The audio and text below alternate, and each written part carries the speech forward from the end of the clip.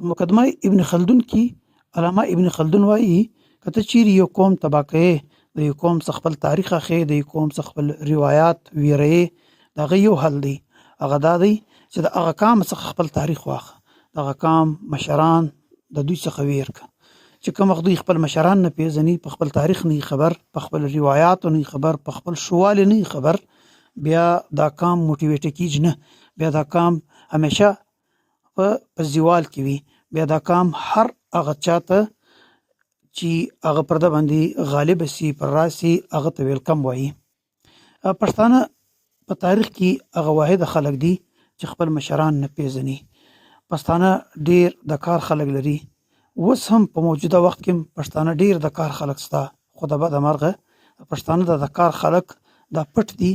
تر اوسه ښکاره سوي نه دي. په کار دی چې دا رقم خلک موږ ښکاره کړو.